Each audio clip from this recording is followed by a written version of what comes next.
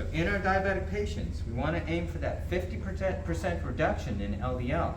And so you want to use your high-dose statins. That's either atorvastatin 40 or 80 milligrams or rosuvastatin 20 or 40 milligrams. And if you're unable to get there, and particularly for those higher risk individuals with heart disease that you want to get their LDL down even lower, you may need to add in a couple of additional agents. So there's some newer medications.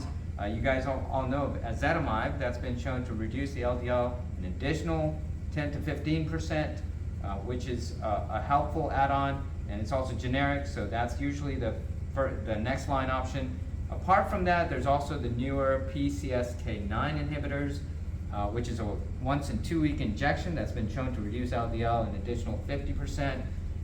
There's the inclisiran, is a new class of medications that are small interfering RNA based therapy, and that's been shown to reduce LDL for about 50% as well. Now that one is just a once every 6 month injection.